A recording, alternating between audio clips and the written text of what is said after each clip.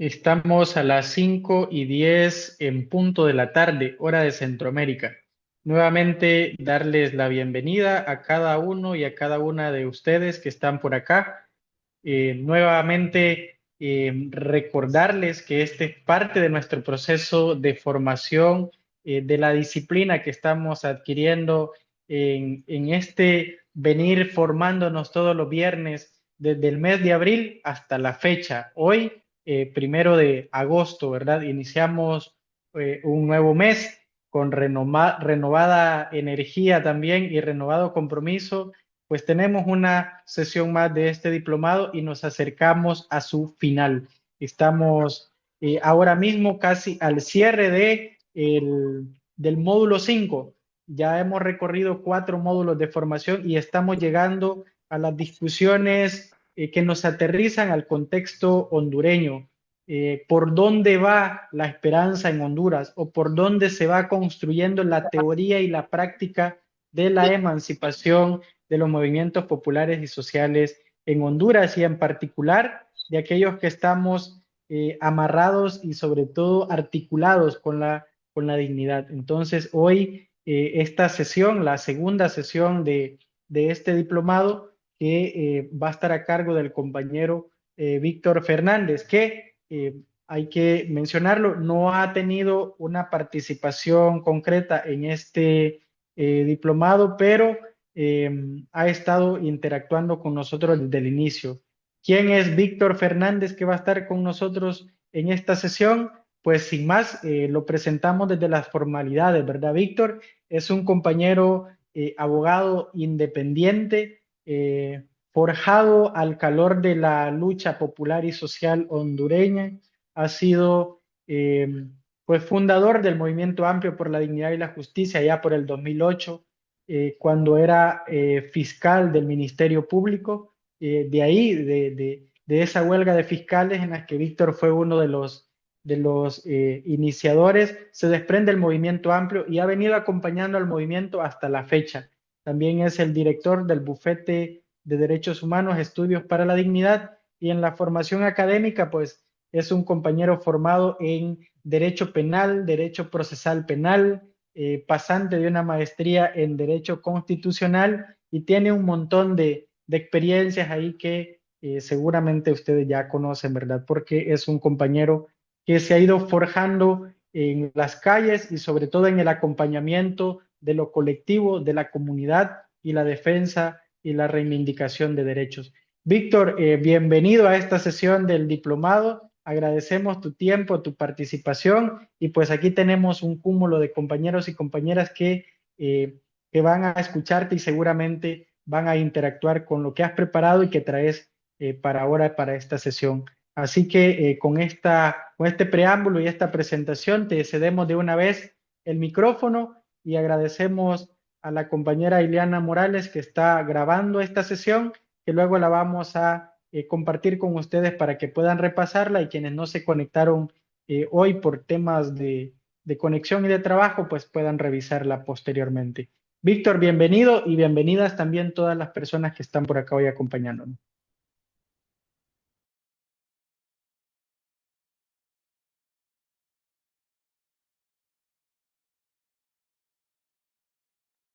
El micrófono, Víctor, tenés apagado el micrófono. Ahora, Ahora sí. ah, se escucha bien, ¿verdad?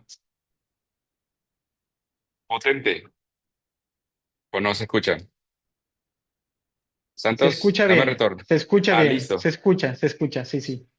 Ok, compañeros, compañeras, buenas. Un gusto saludarles a las 31 personas que estamos acá. Quiero reaccionar a esta presentación de Santos David en el sentido de decir que no he estado participando pues como facilitador del diplomado. Pero bueno, sí he estado participando activamente como alumno del diplomado en muchos de las conferencias que se han dado. Participé en las primeras reaccionando como con mucha disciplina, y en cada una de las jornadas en las que participé, pues me reivindico como estudiante disciplinado, por respeto a quienes preparan las conferencias, las charlas, y por el esfuerzo que hacemos por interactuar en este esfuerzo. Miren, compañeros y compañeras, estamos en una fase pues, decisiva del diplomado. Estamos emocionados de estarlo desarrollando, de saber que son posibles estas experiencias. Y más que la formación, es los términos en los que nos hemos propuesto la formación nosotros, el acumulado de conocimientos, pues no para acumularlos, sino para que nos sirvan de verdad para la transformación de la realidad social, política y económica. Ustedes vieron el título de esta conferencia. A mí me pareció desafiante. De hecho, cuando el compañero Santos David, que es nuestro director de este proceso de formación, creo que me pasó como tres nombres de esta charla, y anduve cuadrando el contenido cada vez, y pues creo que hace un par de días me lo colocó acá, y se llama De la partidocracia a la democracia comunal. Y claro, cuando vemos este tipo de planteos, pues todos los temas que estamos abordando acá nos colocan en realidades concretas, súper complejas, de verdades absolutas que van desde la plena convicción de que tienen alguna gente, algunos grupos, algunas estructuras de tener el control de nuestras comunidades, de nuestros países y del mundo. Y por otro lado, la resignación de tanta gente por aceptar que eso así es. Y en otra línea estamos la gente que creemos en el desafío teórico y en el desafío práctico de estas realidades. Eso fue el primer sentimiento o reacción que tuve yo cuando nos planteamos al cierre del diplomado, debatir de manera aterrizada estos temas. Los partidos, la democracia y las otras formas de entender la democracia más allá de los partidos, la democracia comunitaria, que dependiendo del prisma en que se vea o el lente desde el que se vea, hay quienes que eh, pueden entender que el plantear esta discusión es esencialmente una discusión romántica, retórica, porque definitivamente hay que hablar de partidos políticos para hablar de democracia y para hablar de poder. Entonces, esta primera lámina que está aquí, yo no sé quién tiene el control de la presentación. Si me siguen, este es el título. Entonces, vamos a hablar de partidos políticos, de como estructuras políticas, como fueron concebidas de manera legítima, partidos políticos. y partidocracia, que es una categoría, un concepto que plantea una valoración crítica del funcionamiento de los partidos. Ese es el primer tema. Partidos políticos en su definición, en su comprensión más benigna, más positiva, y en qué han degenerado en la práctica los partidos. Esa va a ser una parte de esta conversación. Lo segundo es el tema de la otra forma de entender el ejercicio democrático, al menos otra forma, que es la democracia comunal, que la planteó aquí el diplomado para encontrar sus conceptos, sus dinámicas, su praxis y la generación de una especie de esperanza, de realidades concretas, de democracias desarrolladas por nuestros pueblos en distintos territorios. Entonces, partidos políticos, democracia, partidos políticos, partidocracia, democracia y democracia comunal. Y en un tercer punto vamos a plantear el tema de las alternativas políticas, por dónde las vamos construyendo, por dónde las vamos pensando, eh, por dónde las vamos convirtiendo en opciones reales de vida. Esa es la parte final. Y en esta manera de entender eh, la política en sentido real, con perspectiva ética, pues aterrizamos en las experiencias de ustedes que están acá en el curso, en el diplomado, de todos nosotros que somos parte de organizaciones, de proyectos sociales que nos pensamos en serio el ejercicio de la esperanza, de la democracia, que transforma realidades concretas desde esta perspectiva. Entonces, son tres temas entre la teoría y la praxis.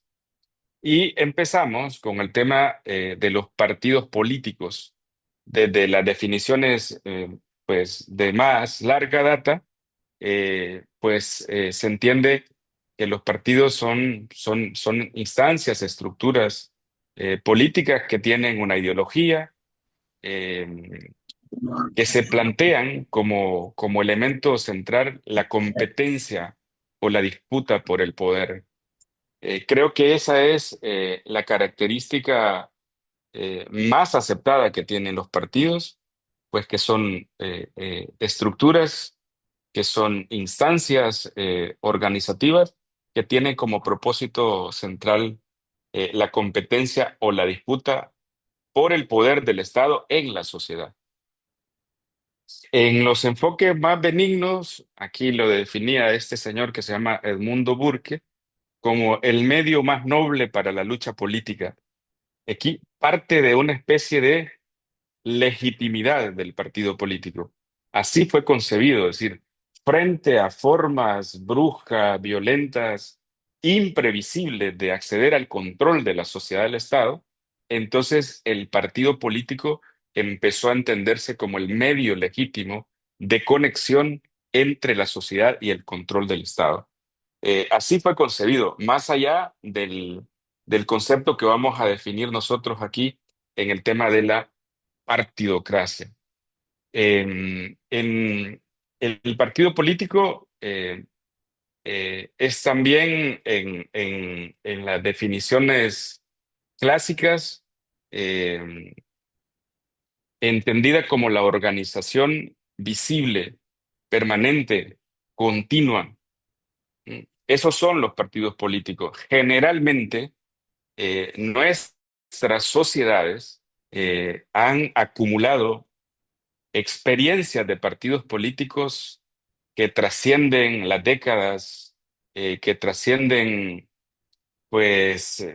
son partidos centenarios en varias partes de nuestra América, que son los participantes de este curso.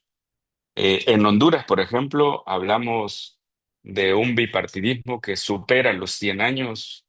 En México también, el Partido de la Revolución Institucional, el PRI, supera los 100 años. Hay sociedades en nuestra Latinoamérica que tienen ese nivel de continuidad de los partidos. Y por supuesto son visibles, no se concibe la vida política, la vida social sin ellos.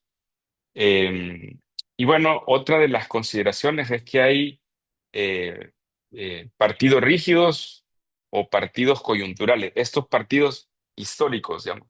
Y además hay partidos que han surgido en la coyuntura y desaparecen con la coyuntura. Incluso hay realidades en nuestra Centroamérica. Creo que es la experiencia de Guatemala que no tiene partidos constituidos de manera permanente. Cada vez hay movimientos, hay coaliciones y esa realidad política la pueden configurar unos partidos o unas expresiones políticas que se crean de manera coyuntural frente a la contienda electoral y luego van desapareciendo. Y luego puede encontrar uno algunas de las tipologías o identificación de los partidos. Hay partidos de masas, eh, que son los partidos que más acumulan una especie de burocracia, de mayor cantidad de gente participando en ellos, sosteniéndolos, y activan, digamos, la efervescencia social por ser parte de los partidos. Luego están los partidos de cuadros, que son partidos, pues, de la élite intelectual, sí, partidos de la gente que tiene unas condiciones de privilegio, que generalmente estos tipos de partidos nutren a otros partidos en sus planteamientos políticos, económicos, ideológicos. Aparecen estas definiciones como partidos de cartel, eh, eh, y aparecen otro tipo de partidos como los partidos atrapa todo, le dicen, es decir, frente a determinada coyuntura, son partidos que tienen la habilidad de ubicarse eh, en ese momento histórico, es decir, en esa coyuntura, y convertirse en eso, en partidos coyunturales. Otras definiciones van por las clásicas, las que más conocemos, los partidos de la derecha, los partidos de la izquierda. Hay países en los que es bastante recurrente identificar que hay ese tipo de separaciones de los partidos. Partidos de derecha, partidos de izquierda, partidos de centro y también hay partidos radicales. Hay que decir que las definiciones de los partidos pues no son excluyentes ninguna de otra. Según su estructura, según su ideología, pueden encontrarse partidos de todo este tipo. Aquí pues finalmente hemos entendido en Honduras esta definición de partidos de derecha, en los que se sitúa el Partido Liberal y el Partido Nacional y los otros, y hoy el Partido Libre reivindica ser un partido de izquierdas. El Partido de la Unificación Democrática, hoy desaparecido, también era un partido identificado como partido de izquierdas. Al final, ustedes podrán entender que esta categorización de ser partido de derecha, de izquierda, pues tiene un montón de grises, digamos, de cuestionamientos, sobre todo los partidos que se reivindican de izquierda, que son sometidos a un mayor escrutinio por la gente que se reivindica de izquierda. Es decir, generalmente este tipo de definiciones de partido de izquierda son bastante cuestionados y terminan entendiendo que son partidos de una misma expresión porque están dentro del mismo sistema que generalmente lo controlan los grupos económicos que son expresión de las derechas nacionales y globales. Eso es el tema del partido, digamos. Vehículo de relación entre la sociedad y el Estado, forma de llegar al control y el poder del Estado. En medio de esto están todas esas definiciones. Hay un fundamento histórico válido de los partidos y ahora entramos al enfoque práctico de los partidos, que es el tema de la partidocracia, como lo ha definido aquí nuestra dirección del diplomado. Eh, la partidocracia, pues, si ustedes ven la categoría, el concepto, implica un enfoque crítico una valoración crítica de los partidos. Y entonces la partidocracia es el sistema que evidencia la distorsión del rol de los partidos políticos, es decir, del rol histórico de ser los intermediarios válidos, legitimados, solicitados en algún tiempo para que la sociedad pudiera tener un espacio de interlocución o de forma de tener el control del Estado. Entonces, eso eran los partidos, pero la partidocracia nos los presenta como justamente lo contrario, o al menos una valoración distorsionada de lo que pretendieron ser. Eh, el elemento central de todos los partidos, aunque son los partidos de masas, perdón, los partidos de cuadros, los que se identifican o que son definidos teóricamente como partidos de la élite intelectual, de la élite, digamos, del sumo del pensamiento o de la gente con determinadas condiciones de privilegio que controlan un partido.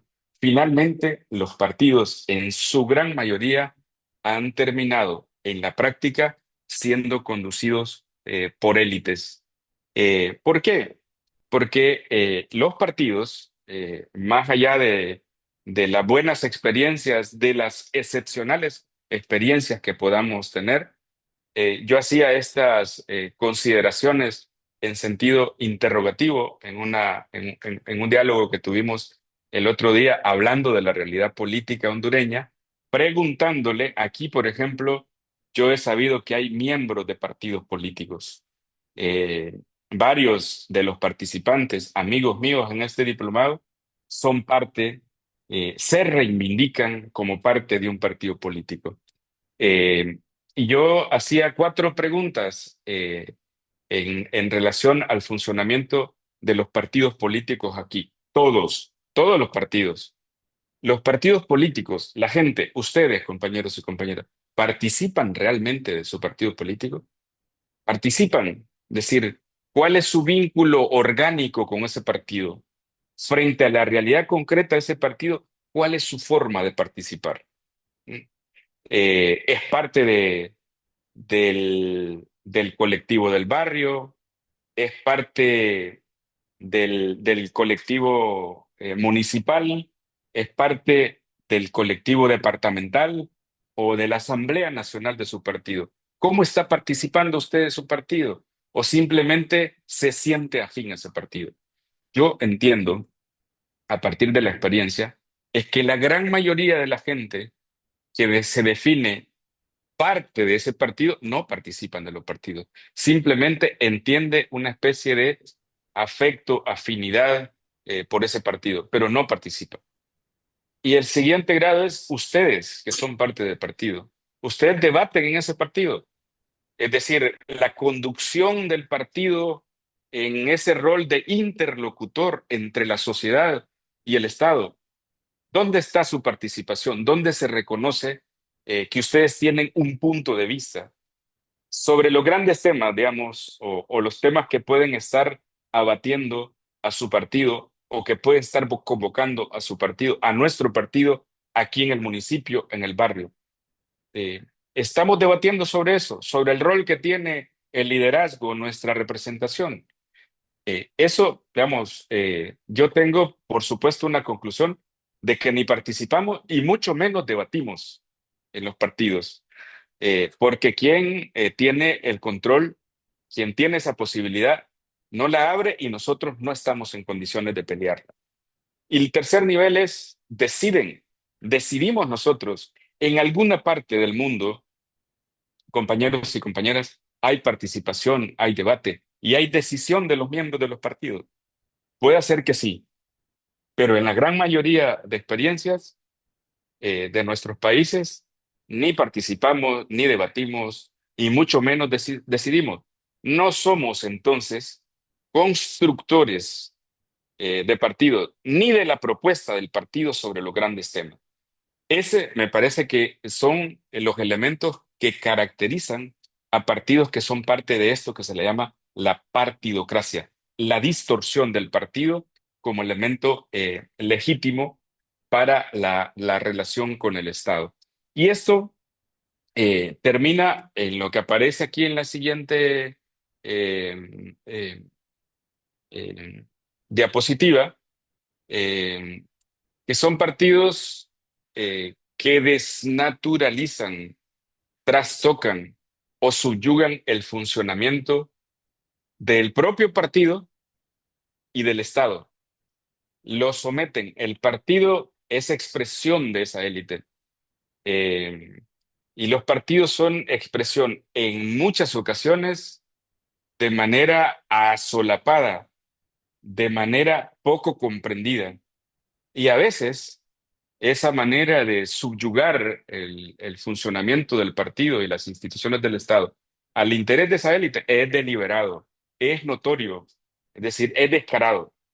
Y eso, digamos, que perfecciona más el modelo de la partidocracia. Eso en en nuestras experiencias locales, en cada uno de los países.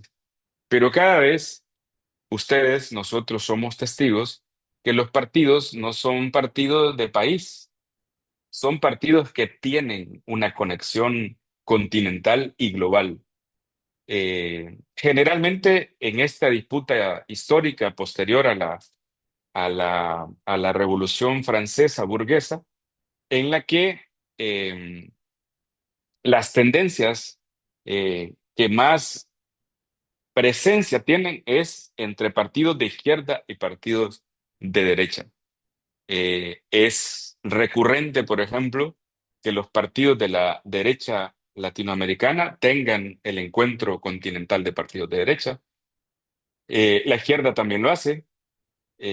Tienen voceros, emisarios, y entonces son partidos en conexión geopolítica que lo vuelve expresión de un modelo de gestión de la comunidad, de país y mundo dirigido por élites, élites globales, de distinta tendencia, dependiendo cómo podamos entender nuestras afinidades. Y eso va configurando esta especie de partidocracia, como lo ha definido aquí el curso. Eh, ¿Qué es lo que hace el modelo de partido elitista, expresión de la partidocracia? Instrumentaliza a sus miembros, le da la categoría de masa votante.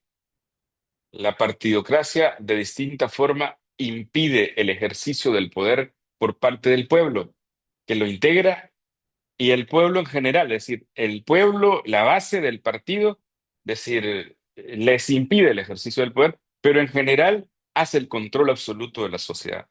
Tienen, por mucho descrédito que tiene el partido, por mucha descalificación que tiene el partido, hoy día no podemos negar la legitimación que tienen, de hecho, para entenderse como en el ejercicio válido de la sociedad y del poder de las instituciones. Por eso decía, la partidocracia subyuga al partido, a la institucionalidad del Estado y a la sociedad, que es el pueblo en general. De- El discurso más presente hoy en la prensa corporativa, en la prensa, el debate está dado por cómo se configura el funcionamiento de los partidos. Y hay que decir que el partido fue entendido en los mejores tiempos, pues como eso, es decir, la convergencia de partidarios no solo para efectos electorales. Es decir, es que somos partidarios de un modelo de vida. Digamos, la concepción mejor lograda de partido, gramsciana creo que es, entiende eso, es decir, el partido es la comunidad de partidarios, del modo de entender la vida, de la relación política, de la relación económica. Pero la partidocracia, que es el fenómeno en el que ha caído la gran mayoría de partidos de las distintas tendencias, terminaron de distorsionar eso. De tal manera que yo puedo presentar cosas concretas, cotidianas, y es que el partido no representa a sus partidarios en nada. Es decir, a los partidarios que tienen necesidades cotidianas, lo vuelven en general. en cliente de los intereses de esa élite. Y en eso consiste justamente la distorsión absoluta de los partidos. Y a esto es lo que se le llama partidocracia. A ver, una pregunta que flota acá de inmediato: ¿cuál es el partido bueno, pues? Es decir, ¿qué estamos pensando nosotros cuando nos pensamos la política? En un diplomado que estamos estudiando la realidad, no para lucubrar sobre ella, no para fantasear sobre ella, sino estamos estudiando la realidad política de los partidos políticos pensando en el mecanismo para la transformación de la sociedad. Y esta es, como dice la gente que está en partidos políticos, que se siente orgullosa en muchas ocasiones de sus comportamientos antiéticos, de sus comportamientos corruptos, te dice que es que esta es la política real, esta que configura la partidocracia. Y ese es el debate, digamos, que nosotros nos estemos formando para entender a los partidos, para reiterar en un proceso de formación que, por ejemplo, los 5 partidos que hoy están inscritos en el sistema electoral hondureño, puede hacer que tengan estas características. ¿Y por dónde está la opción? Vamos, si estos partidos podrían ser uno más que otros expresión de este modelo partidocrático, que distorsiona la función política de los partidos, ¿por dónde va la alternativa? Y entonces aquí nosotros, el diplomado ha planteado el tema de la democracia comunal, que es otro enfoque. Yo puedo decir aquí sobre la democracia comunal que se enfrenta al poder hegemónico de los partidos, a al alojamiento hegemónico que tienen los partidos en la mente, en el imaginario social. La gente entiende la participación política por partidos. Lo otro es una aventura. Lo otro es romanticismo. Lo otro, pues es un desafío que hay que demostrar que puede funcionar. Y por eso aquí planteamos el tema de la democracia comunal, que en gran medida, compañeros y compañeras, es nuestra práctica más o menos correcta, más o mejor alcanzada, pero a este tipo de democracia es la que nosotros más o menos le venimos apuntando. Y aquí me encontré un par de definiciones de un par de teóricos sobre el tema de la democracia comunal. Entonces, dejamos los partidos políticos en su dimensión histórica, en su dimensión válida y en su cuestionamiento por ser parte de una partidocracia que nos ha heredado al mundo el sistema que hoy tenemos. Es producido, es formalizado a través de los partidos políticos porque son el vehículo legitimado para configurar el modo en el que funciona el Estado. Más allá de lo que hagan las expresiones políticas no partidarias, como los movimientos sociales, como las ONGs, como las iglesias y como esas otras expresiones. Políticamente, en general, los ordenamientos jurídicos le dan esa condición a los partidos. Y luego aparece este tema de la democracia comunal, que por supuesto está entendido también en el ejercicio de otros derechos y de otras prácticas políticas. Entonces, partimos de este tema de la definición teórica que hace este brasileño que se vio envuelto en cuestiones que lo hicieron desaparecer en los últimos años del escenario académico, don Boaventura de Sousa Santos, que establece que la democracia comunal eh, es una de las 3 lógicas de la regulación social junto con el Estado y el mercado. Escuchen bien, democracia comunal, Estado y mercado. Ahí está, digamos, es como un, una pata importante de la mesa del funcionamiento del Estado, según lo define Boaventura de Sousa Santos. Y se basa en estas 3 cosas, en la solidaridad y el reconocimiento entre los miembros de la comunidad. Fíjense que este tema de la solidaridad y el reconocimiento, ustedes mismos no me van a dejar mentiroso, que hay ambientes, que hay escenarios donde es más propicia la solidaridad y el reconocimiento. Y no precisamente es en la urbanidad moderna, como lo planteaba Katia en la charla anterior. Es decir, la modernidad nos ha hecho abandonar la solidaridad y el reconocimiento entre nosotros. La modernidad expresada como urbanidad. La urbanidad distorsiona esto. Por eso generalmente la democracia comunal es más propicia en la ruralidad, en los pequeños lugares, en las comunidades, que no solo son comunidades territoriales, sino que de otro tipo. Eso es, digamos, la base fundamental es la solidaridad y el reconocimiento. En eso andamos nosotros. Y su objetivo es estabilizar las expectativas mutuas dentro de este grupo. Es decir, hacer un equilibrio para que no nos vayamos adelantando mucho algunos ni quedando atrás otros. Y esta tercera característica me parece destacable en esta definición que plantea que a diferencia de la lógica del Estado y del mercado, que son verticales u horizontales y se rigen por la obediencia o el interés propio, la democracia comunal opera como una obligación horizontal. Eso es central, es un imperativo horizontal la democracia comunal.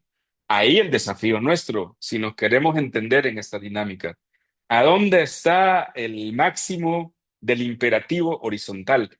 ¿Cómo lo llevamos a la práctica para desandar el camino de la partidocracia o de esas otras expresiones de la democracia que flexibilizan muchas cosas y finalmente terminan o terminamos imponiéndonos de manera vertical?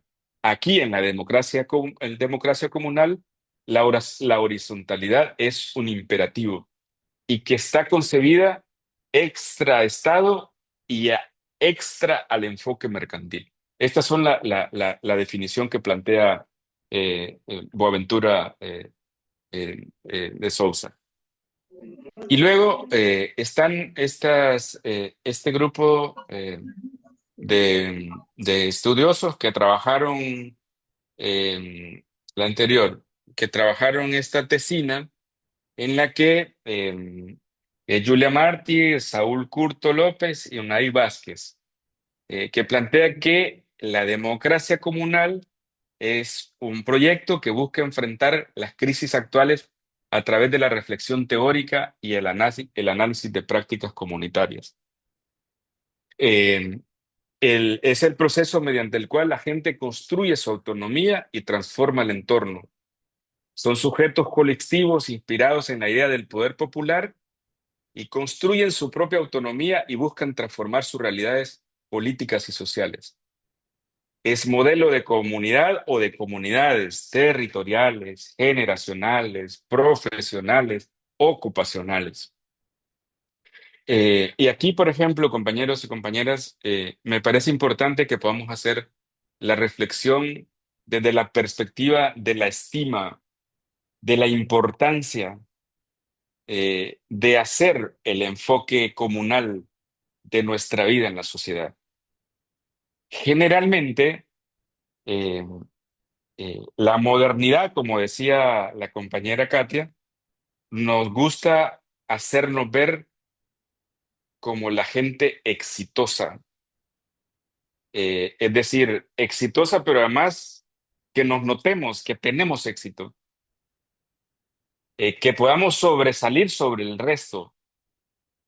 Y entonces lo que no funciona en esa lógica del éxito de de la modernidad no termina siendo, no termina teniendo tanta simpatía en el imperativo hegemónico este de ser sobresaliente a costa de lo que sea.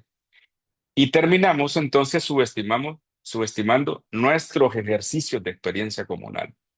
Yo puedo poner varios ejemplos aquí de nuestro trabajo, de lo que nosotros hacemos, de cómo nos ridiculiza la gente por lo que hacemos, porque ellos están en la modernidad. Recuerdo a uno de los líderes aquí de la lucha contra el fraude electoral en San Pedro Sula en el 2017 y me decía, Víctor, es que vos andás exponiendo la vida, ustedes exponen la vida por andar defendiendo palos. Es decir, por andar defendiendo un palo y lo vas a defender allá, a lloro, a 7 horas, 5 horas de tu lugar. Es decir, matándote la estima, el espíritu. Es decir, ¿qué vas a hacer hasta Copán, hasta zona de la Unión Copán? Porque ahí hay un sentido de democracia comunal. que el sistema hegemónico no solo se impone en términos concretos de conducción de la realidad, sino que se impone en el imaginario de la gente, el control ideológico. Nos quieren hacer entender que estos ejercicios de democracia comunal son ridículos, son torpes, son impolíticos y un montón de categorías. Pero esta es la democracia comunal, en estas definiciones de estos autores que he citado. Y las características que están planteadas en el siguiente, hay que decir que hay bastante eh, trabajo de teorizaciones de experiencias, pero no necesariamente son nuestras experiencias en Centroamérica, hay que decir. La gente que más ha teorizado es la gente en México, en Oaxaca. Aquí creo que está el compañero, no me acuerdo qué compañero de México está aquí que siempre participa, que creo que pues sus territorios son parte de esta construcción práctica y teórica, eh, que teoría es la que tal vez nos viene haciendo falta en algunas partes de nuestro mundo, y de eso se trata estos esfuerzos que estamos haciendo. Entonces, pero ¿cuáles son las características de la democracia comunal?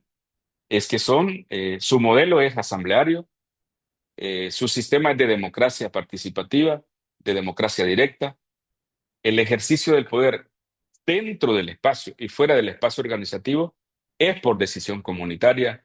Es decir, nadie se dispara o se debe disparar. Y eso seguramente son los desafíos, porque perfecto no ha de ser, perfecto no somos. Digamos, esta es parte de la disputa porque el otro régimen, el modelo partidario antidemocrático, es el que está presente. ¿Mm? De pronto, aquí en nuestros esfuerzos, ustedes sabrán, son testigos, aquí en nuestro espacio y en muchos otros, son testigos de cómo nos podemos distorsionar nosotros, cómo podemos distorsionar o ser un factor distorsionador del modelo de democracia comunal. Siempre aparece el enano de la partidocracia, sale acá y se agiganta y pretende cortar el modelo de la democracia comunal. Y aquí, digamos, un elemento, por eso mencionaba lo de Oaxaca y de la tradición de los pueblos indígenas, porque efectivamente eh, está más asentado en la historia de nuestros pueblos, en los pueblos que todavía reivindican su historia como pueblos indígenas y que son nuestra herencia en nuestro continente, pues. Entonces, este es, digamos, las antípodas entre, si lo queremos ver así como puntos de contraste, como lo planteó aquí el título de esta jornada. Partidocracia y democracia comunal.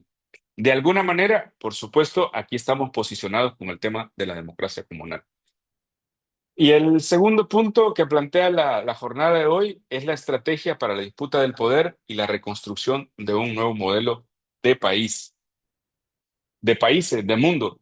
Ese es el tema que ahora, digamos, para ir de la discusión teórica, de recoger nuestras prácticas, de nuestros desafíos, a vernos en el desafío actual, a revisar qué es lo que ha pasado, qué es lo que nos ha pasado en los últimos tiempos y qué hemos venido haciendo. Eh, a ver, el tema del Estado, compañeros y compañeras, unos más que otros sabemos aquí, Néstor, eh, habemos 40 conectados. Les cuento que estaba diciendo, esta charla va a ser la que menos gente tiene entonces, porque hemos estado generalmente en 50 y estamos, compañeros y compañeros, en puntos de aterrizaje.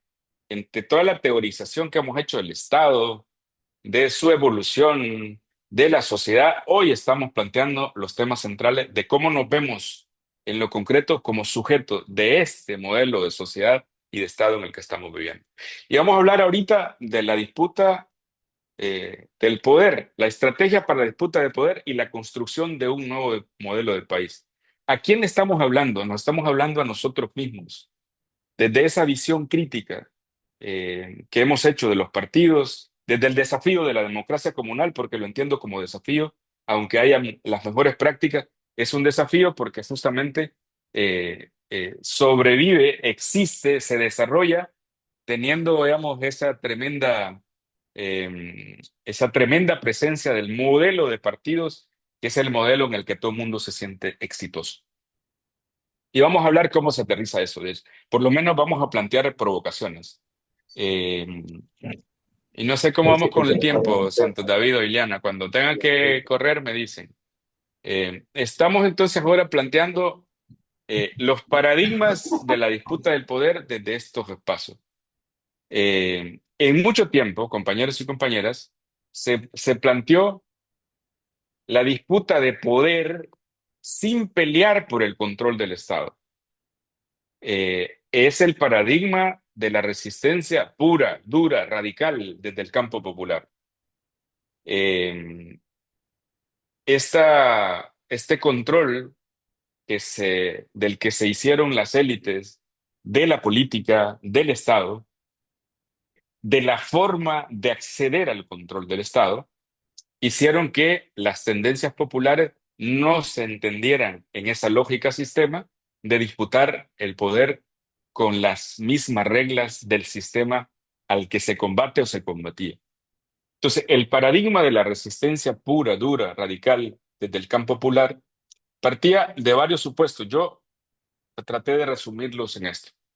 No, nuestra propuesta es y nace de la resistencia pura y dura a quienes detentan el poder del Estado. Son el Estado, esta es una afirmación que se manejó por mucho tiempo, el Estado siempre va a ser tu enemigo. Entonces, ¿por qué? Eh, que si vamos a hacer un paquete, compañero. Claro que sí. Marco Carabalillo, perdón si mencioné mal el apellido. Entonces, miren, siempre se manejó que el Estado es tu enemigo. El Estado tiene las herramientas para combatirte como pueblo, tiene las herramientas que legitimó. Entonces, tu posición era de resistir para combatir al Estado, no para aspirar a tener el control del Estado, mucho menos con las reglas que te planteo. Este paradigma se sostiene sobre la base que si sos o hacer resistencia, no debes aspirar al poder del Estado porque eso desnaturaliza la resistencia y porque la resistencia parte de un cuestionamiento a la existencia del modelo del Estado liberal, burgués, oligarca, elitista, que lo sostienen esos partidos de la élite. Entonces nadie, eh, digamos, con rigor ético, por mucho tiempo, con rigor revolucionario, se planteaba, digamos, la participación política. Siempre la estábamos viendo de largo. Eso nos volvía o nos volvió seres más robustos éticamente, menos expuestos a la tentación sistémica. Eso es, hacíamos disputa de poder sin aspirar al poder del Estado. Y decíamos cosas como esta. Al Estado se le resiste, se le asalta, se le derrota, no por las vías institucionales, sino por vías revolucionarias, y se instaura otro modelo del Estado bajo el imperio del pueblo, es decir, bajo una lógica esencialmente popular, la dictadura del pueblo. Entonces, esas eran las afirmaciones que sostenían y que han sostenido. Todavía hay gente que no entiende desde su ética política, desde su ética revolucionaria, entiende que entrar a disputar el Estado en la lógica sistémica es negar un enfoque de ejercicio de poder, es autocuestionarse, es autoinmolarse ética y políticamente. La disputa por el poder es por la derrota del modelo económico y político que se expresa en el Estado y sus partidos. Y decíamos, o decían este tipo de cosas, mientras se derrota al sistema y su Estado, llamamos a la no validación del sistema, a la no participación en sus instituciones, en sus espacios, en su modelo electoral fundamentalmente. Y en muchas ocasiones, yo todavía recuerdo el llamado del movimiento popular hondureño a no participar en las elecciones, a no validar las elecciones, ni siquiera votar en blanco o votar nulo, a no participar, a hacer que se fuera deslegitimando el sistema, porque en la medida que lo deslegitimábamos, cobraba más vida la posibilidad de instaurar otro modelo de Estado. Y a ver, ¿en qué estado se encuentra este paradigma? ¿Quiénes lo sostienen y de qué manera? Eh, Cuando se planteaba todo este paradigma, eran los tiempos de la guerra de guerrillas en casi toda Latinoamérica y en el mundo. Es decir, era la idea de tomar el control de la sociedad, fundamentalmente del Estado, por otras vías y no por las vías de la institucionalidad sistémica. Eso, por supuesto, yo no digo nunca que son realidades superadas, pero son realidades que dejaron de estar presentes por ahora en nuestras realidades. ¿Y quiénes sostienen y de qué manera están sosteniendo esta dinámica? La gente, pueblo, ciudadanía que no asume, que no comprende la dimensión del paradigma, pero igual no respalda al sistema o estado de caso, ¿qué opciones tiene? Eh, ¿Cómo se construye con ello? ¿A qué lo invitamos a construir?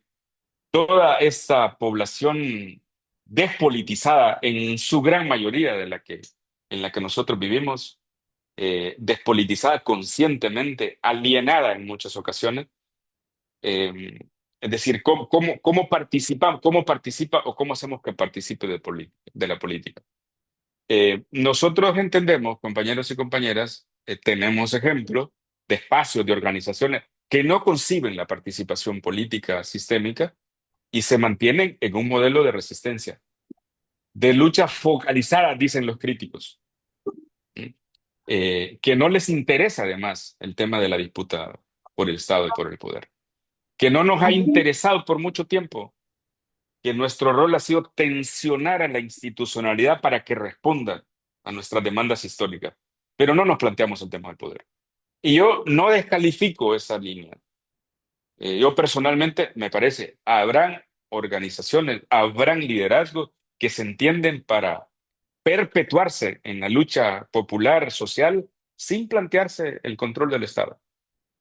Pero ese cada vez es menos. Y la base de esas organizaciones, y muchas veces esos liderazgos, el día de las elecciones, fundamentalmente su base termina participando en las elecciones, termina validando el sistema, porque el nivel de debate, de discusión, tal vez no se profundiza y el posicionamiento político, ideológico, fundamentalmente mediático, es avasallador. Todo el mundo termina envueltos en ciertas dinámicas y en esas tentaciones. No digo todo el mundo, estoy siendo absoluto, pero la gran mayoría termina tentada a colocarse en una posición sobre eso. Y hay que decir que en muchas ocasiones, por eso, toda esta base de espacios críticos al modelo institucional termina siendo instrumentalizada. Tengo varios ejemplos de organizaciones ejemplares aquí en el país, en Centroamérica y en otras partes, que su organización tiene la posición política más coherente, más crítica al sistema, pero su base le vota al político más tradicional de quienes se presentan a las contiendas electorales. Ahí tenemos una deuda. Eso a nivel de la base. Y además, hay que decir que en los últimos tiempos ha habido una cooptación o una instrumentalización sistémica del histórico movimiento popular y social. En muchos países, las organizaciones sociales, los sindicatos, terminaron siendo, en muchas ocasiones, expresión de ese tradicionalismo político y abandonaron el paradigma este de la resistencia pura y dura. Dejaron a mucha de su base desorientada cuando su dirigencia no solo empezó a apoyar a determinadas expresiones del tradicionalismo político, sino que se convirtieron en parte de ella. Y puede ser que esta tendencia por eso haya sufrido golpes de fondo, golpes construidos por el sistema, pero además una realidad que nos vino superando. Esta es, digamos que, eh, el modelo de disputa de ejercicio de poder sin aspirar al control del Estado. El control del poder, como se dice, porque se ha entendido que tener el poder es tener el control del Estado, aunque aquí se insiste que puedes tener el control del Estado, pero no tenés el poder. Pero bueno, eso tiene muchas realidades y tiene muchas discusiones. Y el otro paradigma es la disputa del poder desde las lógicas y condiciones del poder constituido. Esto se desarrolla desde el enfoque de la democracia liberal. Todo lo que nosotros vivimos es expresión de esa democracia liberal post la Revolución Francesa burguesa que nos tiene todavía discutiendo varios de esos temas aquí. Y a mí me interesaba, compañeros y compañeras, eh, plantear un tema eh, que creo que es un imperativo desde el punto de la política, entender cómo se configura la sociedad en términos formales.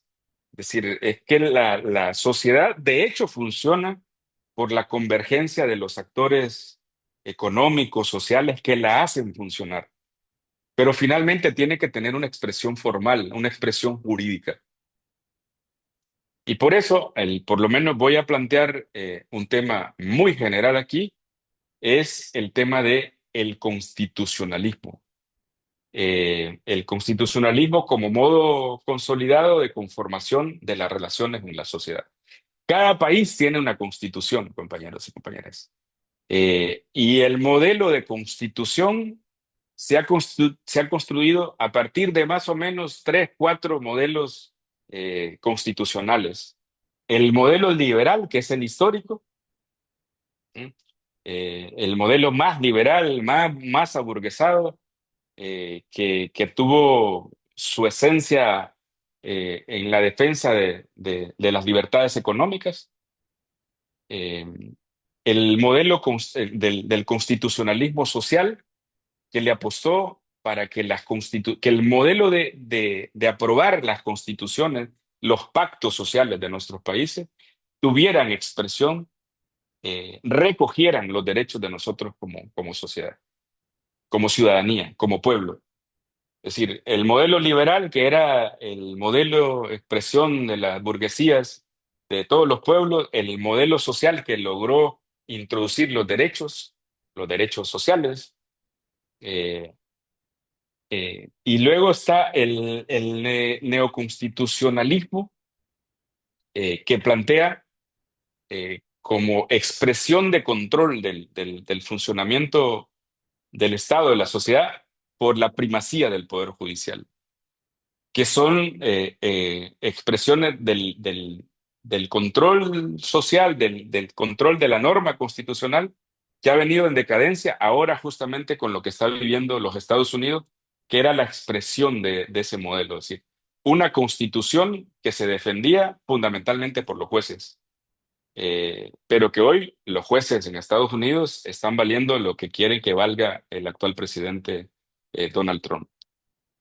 Y el último modelo constitucional que me parecía importante destacarlo, por eso lo traía acá, es el nuevo constitucionalismo latinoamericano, también conocido como el constitucionalismo andino, que surge con la Constitución de Colombia de finales de siglo, luego la Constitución de Ecuador, la de Bolivia y la de Venezuela, que se caracterizaron por el peso que le dieron a las nacionalidades indígenas, la plurinacionalidad, es decir, son estados plurinacionales.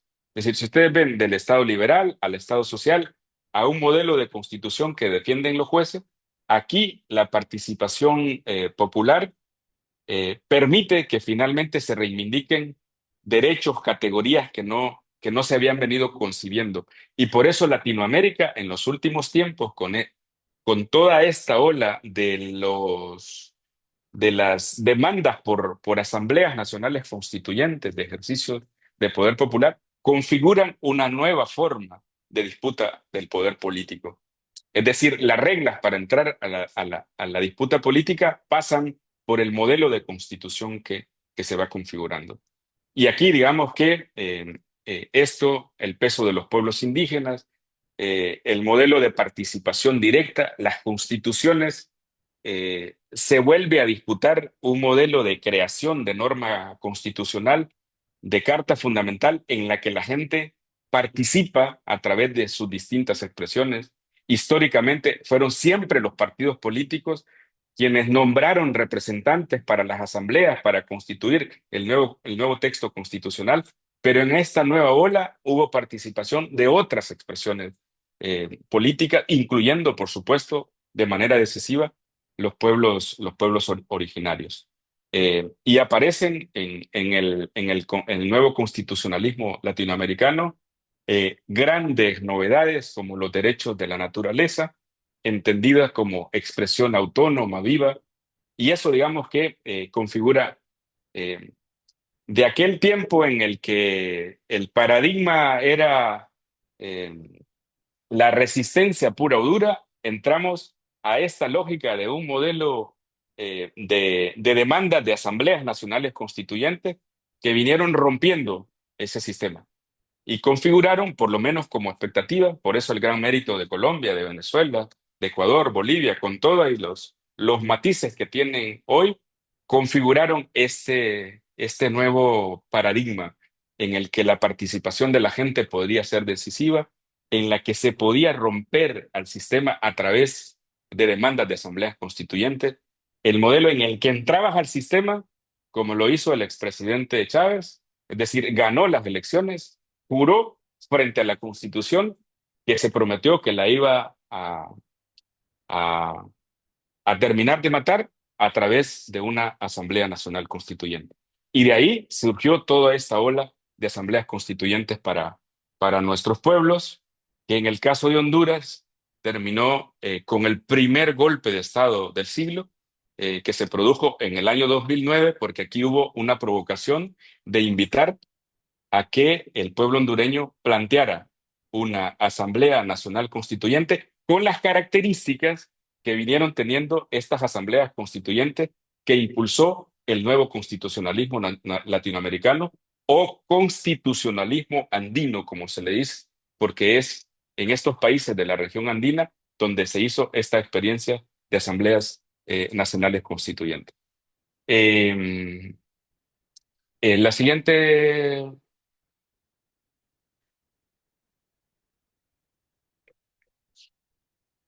Entonces, mire, del agotamiento de los históricos movimientos sociales y populares a la emergencia de estos nuevos movimientos sociales que son capaces de parir un nuevo modelo constitucional, unos procesos constituyentes participativos, eh, es decir, se configura otra realidad. Y ahí digamos que seguramente ustedes pueden estar leyendo como una especie de construcción de una cronología histórica que nos justifica a nosotros al momento en el que estamos planteándonos el tema de cómo se transforma la realidad en unos escenarios como estos. Pero del surgimiento, 10 minutos. Listo. Estoy por terminar entonces. No tanto, pero tengo 10 minutos. El agotamiento de los históricos movimientos sociales y populares produjeron estos nuevos movimientos sociales como los movimientos contra la guerra, la discriminación, el racismo, las divergencias y las diversidades sexuales, por los derechos de las mujeres, por el feminismo, por las minorías históricamente marginalizadas, los movimientos indígenas. Aquí, por ejemplo, a partir de la década de los 90 en Honduras, resurgió el movimiento indígena con una perspectiva política poderosa, surgió el COPIN, surgió el movimiento Garífuna y se convirtieron en esa fuerza que en otros países, como en el sur del continente, en otros lados, dieron la posibilidad de modificar el ordenamiento jurídico desde la base, que es el elemento constitucional. Y entonces vamos a pasar vean por qué es importante, por qué me parece importante que entendamos en este proceso de formación el carácter vertebrador que tiene el modelo constitucional. las normas constitucionales, los textos constitucionales de nuestros pueblos, porque de ahí se deriva eh, la formalidad en cómo funciona la sociedad.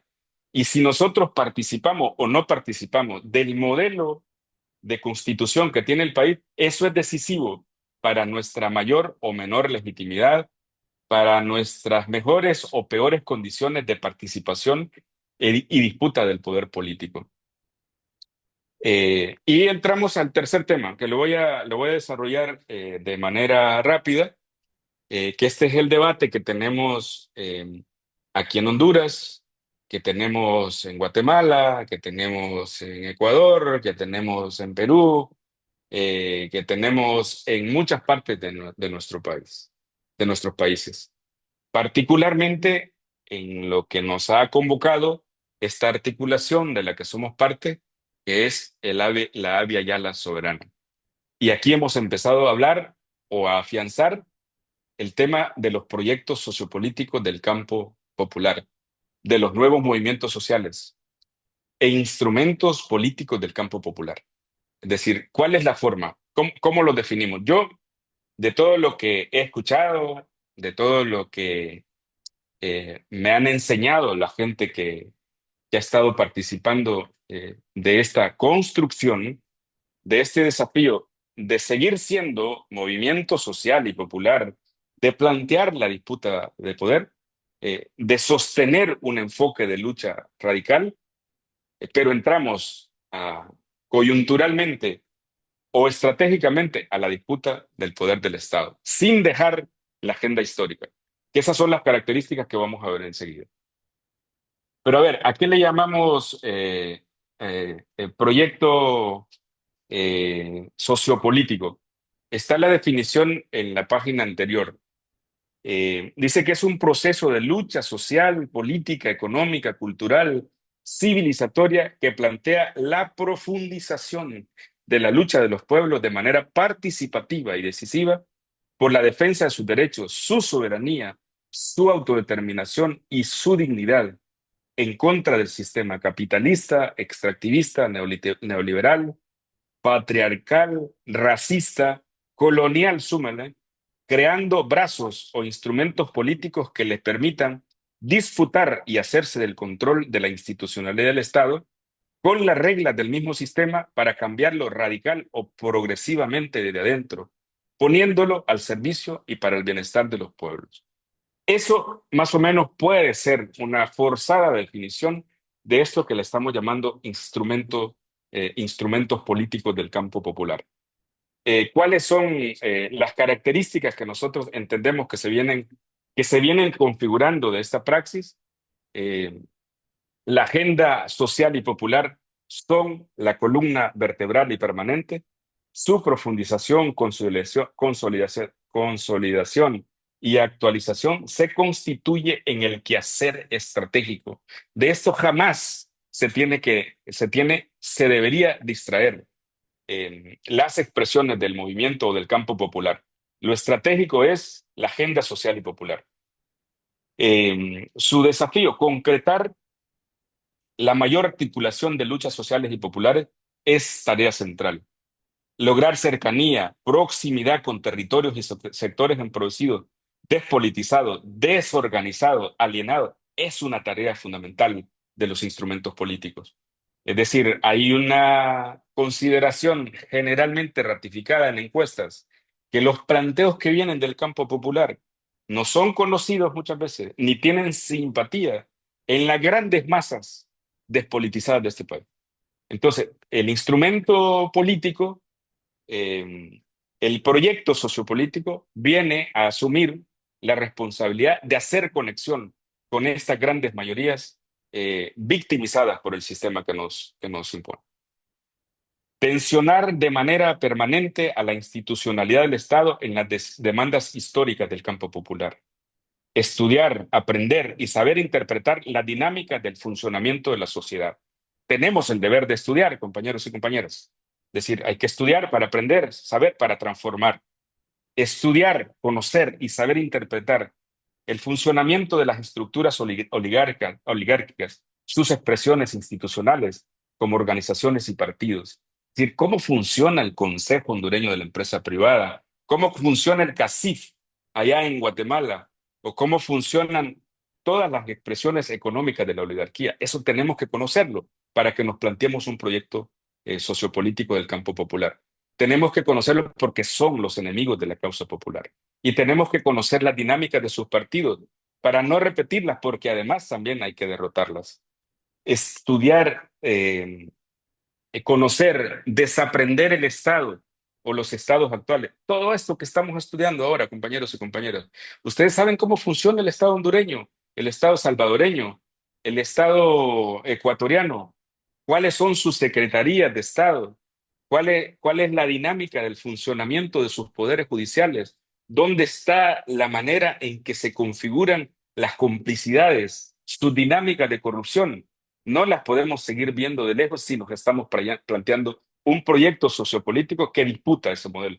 Por eso hay que estudiar el Estado, aprenderlo para desaprenderlo. eh, Rescate de la memoria histórica de luchas de nuestros pueblos y nuestras organizaciones. De esto deviene el raigambre popular, decolonial de los proyectos e instrumentos sociopolíticos del campo popular.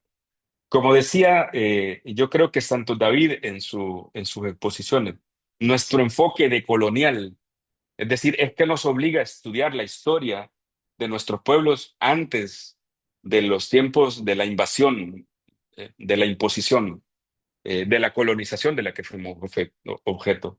Entonces, y además hay que estudiar nuestra propia historia de luchas recientes e históricas, antes de la colonia, durante y después de este modelo colonial que todavía lo seguimos combatiendo.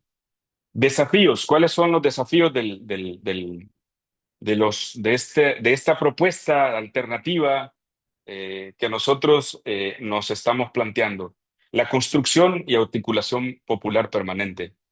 Hay que articularse hoy, hay que hacer un esfuerzo hoy. Mañana se puede caer ese esfuerzo, hay que intentarlo mañana. Solos, solas, las organizaciones, la gente consciente del campo popular no puede ir hacia adelante. La articulación, la unidad, como se dicen como gran desafío, es un tema central. El mayor debate y el mayor consenso del campo popular por construir e impulsar el proyecto sociopolítico y el instrumento del campo popular. Debatir hoy, debatir mañana, debatir siempre, compañeros y compañeras. Porque salirse por detrás de la puerta para adelantarte en tu lógica de poder popular, pues es repetir lo que estamos cuestionando justamente del sistema. Mantener la coherencia entre lo postulado y lo ejecutado. Mantener la conciencia crítica y la inteligencia ética. Es decir, es que nunca debemos perder la crítica, ni tampoco tenemos que entender la inteligencia como el comportamiento del más vivo, del oportunista, porque de eso está lleno justamente lo que nosotros estamos queriendo combatir. Reafirmar que el modelo será siempre participativo, decisivo y constructivo, aunque nos cueste, compañeros y compañeras, es que no hay prisa. Es decir, cambiar el modelo no es de la noche a la mañana. Tampoco es que nos vamos a sentar eternamente a contemplar el desastre de sociedad que vivimos, pero hay que apostarle a la construcción colectiva siempre.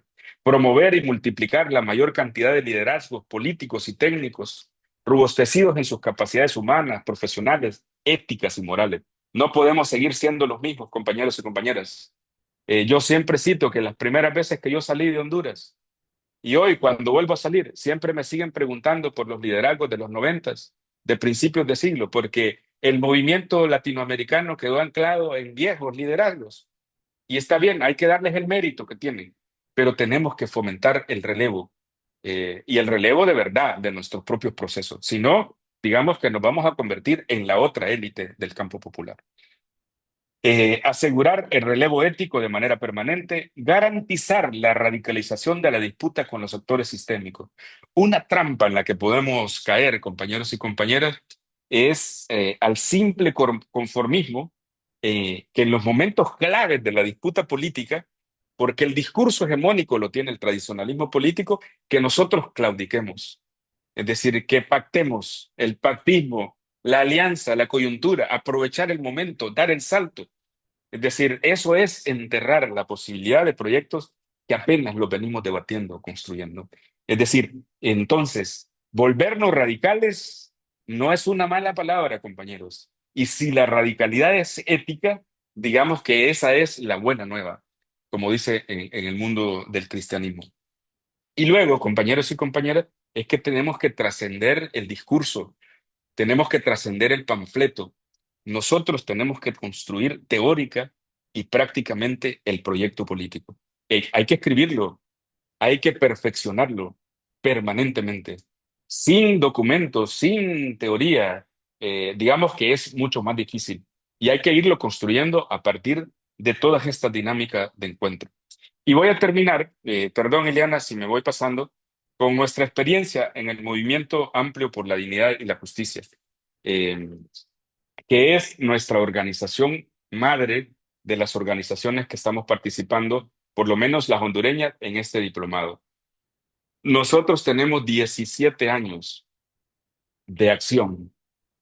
Esta organización eh, nace haciendo, nació de una huelga de hambre y después se constituyó. Y así, en cada uno de los territorios donde ha venido, primero actúa. La práctica ha sido primero, y luego la reflexión, y luego la organización, y luego la construcción del proyecto. Por eso nos hemos tardado, diría alguien. En la primera proclama del 14 de mayo y la del 24 de mayo ya planteaba una ruta de disputa del Estado, pero nos pareció a nosotros que nos hemos quedado en el espacio que para tener solvencia ética, para no ser oportunistas, tendríamos que ir por el país a construir el proyecto, a darle presencia humana, territorial, a dar la agenda social al proyecto. Entonces tenemos 17 años, desde la huelga de hambre de abril y mayo del 2008. El proceso se curtió un año después en el golpe de Estado. Todo el movimiento cultural que respaldó la huelga de hambre, que parió el movimiento amplio, se graduó en el movimiento de resistencia al golpe de Estado, que luego se convirtió en el Frente Nacional de Resistencia Popular, que finalmente se convirtió, el Frente Nacional de Resistencia Popular decidió crear un brazo político al que le llamó Partido Libertad y Refundación. Lamentablemente, la base, la expresión social y popular que era el Frente Nacional de Resistencia Popular, sucumbió y fue absorbida por el Partido Libre ahora. ¿Y qué pasó con esta parte? La cierro en esta filmina. Luego, el movimiento participó de las movilizaciones de las antorchas, de las movilizaciones de las antorchas contra la corrupción pública, maravillosas movilizaciones en todo Honduras, parieron estos partidos de los que hablábamos al principio, partidos coyunturales, partidos que levantan, digamos, bandera ahí donde nace la coyuntura. En eso que se pudo convertir el movimiento amplio en el 2008 con un movimiento social que sonó en todo el país, nos pudimos convertir en partido. Pero decidimos crear base social. Y aquí, en 2014, se creó el Partido Anticorrupción, la Alianza Patriótica, el FAPER y muchos otros partidos. Llegamos a tener 16 o 17 partidos acá. Y luego desaparecieron. Ahí está un ejemplo que me parece importante. Hasta que llegamos a la derrota electoral del golpismo del año 2021, el golpe de Estado fue el 2009, se mantuvo en 3 elecciones y fue derrotado el golpismo el 2021 y llega al poder el Partido Libre. ¿Qué pasó con el Partido Libre? El gobierno de Xiomara Castro, yo digo, expectativas y frustraciones, ya lo hemos dicho, yo creo que hemos escrito, por alguna razón le puse expectativas y frustraciones. El control del tradicionalismo político del Partido Libre y del gobierno del socialismo democrático y de la refundación es el resultado que hoy tenemos. El Partido Libertad y Refundación, para quienes no son de Honduras, tiene una ala que es la del partido, de uno de los partidos históricos de este país, que es el Partido Liberal, del que es parte el expresidente Manuel Zelaya, el que le dieron golpe de Estado. Él es un liberal, y ahí se fundó una corriente que es la que finalmente hegemonizó el partido y es la que conduce el partido hoy. De hecho, su esposa es la presidenta. Entonces, este es el escenario del movimiento amplio por la dignidad y la justicia. Y luego, ¿qué tenemos acá en la última parte? Bien, Entramos bien. nosotros al tema político electoral 17 años después, del mandato surgido del segundo encuentro del movimiento social y popular, que plantea el debate por la construcción del proyecto sociopolítico en su dimensión nacional, la incursión institucional en la política electoral a través del bloque de candidaturas independientes que escribimos ahora eh, que construimos y que intentamos inscribir ahora en el 2025 como un ensayo al proyecto sociopolítico al que estamos convocando al movimiento popular y social, para que el campo popular tenga una expresión autónoma en esta lógica de ser fundamentalmente robusto movimiento social y popular, pero que tengamos esa extensión con la capacidad de flexibilizar nuestra gestión política. La proclama del 2025 plantea cosas que no aparecen aquí en la filmina esta, pero digamos que de ahí surge el tema de nuestra participación, en una legitimación de la base de nuestra organización y en una legitimación del inicio de la discusión del movimiento popular hondureño, que se produjo en el 2024 y que nos allana el camino para entrar en esta discusión. Y luego aquí encontramos las discusiones, las condiciones jurídicas para los proyectos sociopolíticos. Cada país, compañeros y compañeras, cada constitución define cómo se puede participar en política. Nosotros aquí en el país o participamos a través de un partido político o participamos a través de candidaturas independientes. El tiempo nos dirá, el debate que hoy hemos iniciado nos dirá cómo va a ser la consolidación de nuestro proyecto político, cómo va a entrar al campo de la cancha político-electoral, pero teniendo claro que la base central, el elemento estructural es el proyecto sociopolítico. No voy a leer la parte de la proclama, aunque sí, me parece que la voy a leer porque dice: la incursión institucional en la política electoral, la proclama de la Asamblea del MAD de julio del 2025. Establece que eh, la construcción de un proyecto sociopolítico en su dimensión nacional. Como movimiento amplio, damos continuidad al mandato surgido del segundo encuentro del Movimiento Social y Popular hondureño, celebrado en San Pedro Sula en enero del 2025, en el cual se inauguró el debate sobre la construcción del instrumento político de nuestro campo popular. Nuestro instrumento político se propone la articulación de las luchas y reivindicaciones sociales de los distintos actores organizados del campo popular, asumiendo el desafío de ir al encuentro con las grandes mayorías desarticuladas, desorganizadas y explotadas para que la lucha y proyecto social tenga el respaldo popular y se convierta en alternativa política con respaldo ciudadano en cada trazo de nuestra historia. El proyecto sociopolítico asume la defensa de nuestra soberanía y dignidad como pueblo hondureño en todos los campos, incluyendo la institucionalidad estatal. De igual manera, desde el internacionalismo militante, aspiramos al encuentro hemisférico y global que nos permita seguir avanzando hacia un horizonte común como pueblos que combata las distintas formas de dominación y explotación del capital transnacional y reivindique la vida y la dignidad de cada territorio. Esto dice nuestra proclama de julio del 2025. Entonces, ¿dónde se ancla la alternativa? En este debate del encuentro del movimiento social y popular, en la definición propia que ha venido haciendo el movimiento amplio por la dignidad y la justicia y todas sus bases. Y las condiciones jurídicas que nos han permitido ahora es plantear el tema de las candidaturas independientes, que tuvo como proyecto piloto, o que tiene como proyecto piloto, la candidatura independiente de San Pedro Sula, una ciudad de cerca de 1 millón de habitantes, en la que hemos hecho el ejercicio asambleario permanente.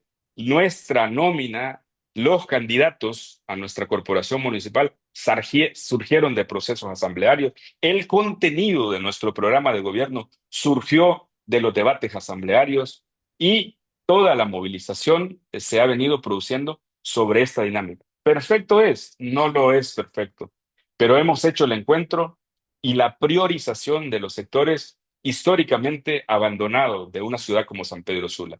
Y desde aquí, pues hemos estado apoyando los esfuerzos de los otros 6 y 7 municipios que han participado en esto y la candidatura departamental del Departamento de Atlántida. Y desde aquí, compañeros y compañeras, para cerrar, hemos estado planteando el debate continental de nuestra Avia Yala Soberana.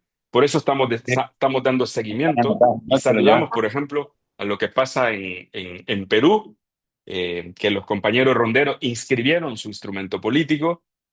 Saludamos el esfuerzo que hace el proyecto Dignidad en Guatemala a través de Codeca y ahora mismo vamos a encontrarnos a ese debate para que los proyectos sociopolíticos del campo popular de cada país tenga un respaldo, un espacio de encuentro continental, al menos aquí en nuestra Vía Yala. Termino aquí, Santo David y Liana y compañeros y compañeras.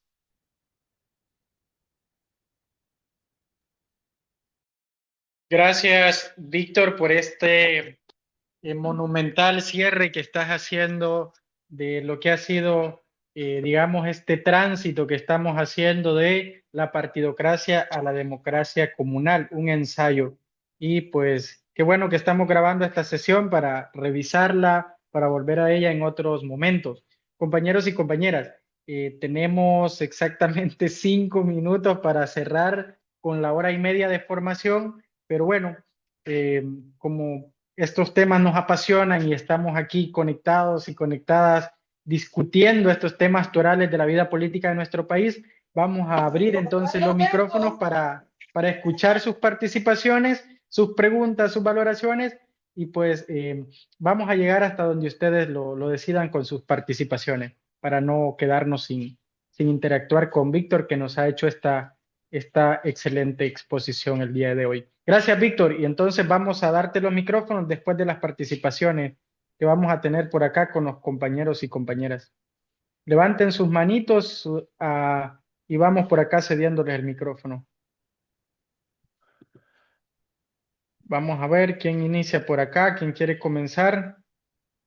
Por acá nos dejó un mensaje el compañero Marco. Pues las sesiones, Marco, van a quedar grabadas en el YouTube del Movimiento Amplio para que puedan volver a ellos. Compañero Vídeo, adelante. No se le olvide después de participar bajar la manito para no Ok, pongo la mano. equivocarnos de nuevo. Adelante, compañero Vídeo. Y luego Marco. Ovidio.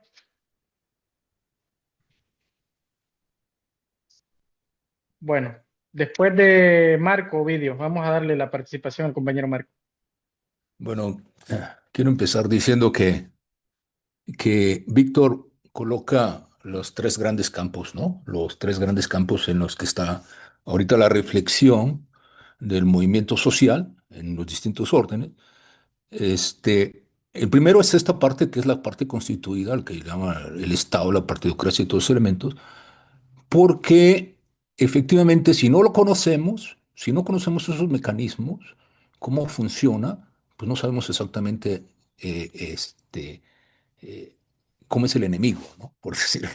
Entonces, las constituciones, los tratados, todos los mecanismos están hechos para ese poder y para sostener ese poder. Y si no los conocemos, si no los desciframos, evidentemente nos están madrugando todo el tiempo. Por otro lado, también en este proceso de la democracia comunal, que por cierto, pues aviento la, la- ¿cómo se dice? La publicidad que la próxima semana, 7, 8 y 9, tenemos aquí el tercer Congreso de la Comunalidad en Oaxaca. Este, y que a lo largo de estos meses hemos estado discutiendo en una sesión semanal también, diferentes personas e instituciones aquí en Oaxaca. eh, Está este otro elemento, ¿no? Que es parte como de todos estos elementos simbólicos, materiales, culturales, cosmológicos, organizativos, todas las prácticas culturales que conforman a los pueblos indígenas y que también está en una amplia discusión, ¿no? Y por otro lado, finalmente, es otro elemento que es el del constitucionalismo latinoamericano, el paso al Estado plurinacional. O sea, para mí estamos como en un enorme rompecabezas, porque yo puedo ver en un diplomado puedo ver en conferencias distintos puntos de vista y ángulos. Es que todo depende también del lugar, ¿no? De, de los lugares y de los países. No todo puede ser igual. Entonces, en este enorme rompecabezas, yo lo que sí quisiera decir, señalar, porque ya, pues ya Víctor casi lo dijo todo, es algo que hoy vi es sobre los actores. Y es algo que hoy vi en una convocatoria que hace la Asamblea de Pueblos Indígenas del Istmo de Oaxaca para del 2 al 8 de septiembre, me parece, la caravana por México, que va a iniciar en la Convención Nacional Indígena de Sonora y luego en Michoacán, en Cherán, y termina en la Ciudad de México. Ellos convocan a las comunidades indígenas. Estos son los actores, porque no podemos decir que esto es puro, es un enorme rompecabezas en donde los actores también son diversos, y eso hay que tenerlo en cuenta. Y ellos hablan de las comunidades indígenas, sí, el número uno, pero también luego habla de los comunicadores. Y los comunicadores están haciendo un papel fundamental. No me refiero a los periodistas oficiales, me refiero a los comunicadores alternativos y todos, al manejar la desmitificación y la decodificación de cómo funciona el poder. También habla de colectivos y de individualidades. Habla de organizaciones. Más de organizaciones, habla de colectivos, ¿no? Porque en general, cuando uno se acerca a los lugares donde se están ventilando acciones, estrategias, reflexiones, hay mucho colectivo, hay muchas personas que a título individual, yo he sido uno de ellos, a título individual me he sumado a todo esto, ahora ya formo parte de varios colectivos, y los colectivos. También están las universidades, eso sí no los ponen ellos, pero también están las universidades. Entonces, no podemos obviar que esto no está saliendo de una matriz. Es un enorme rompecabezas que no tiene una única matriz. Y creo que para mí, en lo fundamental, un elemento, un horizonte, porque también, como dice Víctor, no son horizontes definidos, pero un horizonte que sí tenemos claro es el colapso civilizatorio. Como sea, quien haya diseñado la idea del colapso civilizatorio como un anuncio apocalíptico, se ha convertido en un referente que permite generar muchas alternativas y reflexiones. Muchas gracias. Gracias, compañero Marco. Ovidio, no sé si ahora sí quiere participar o le cedemos la participación a alguien más. Ahora sí, Ovidio, adelante, le escuchamos. Bueno, buenas noches, compañeros. Saludos a todos.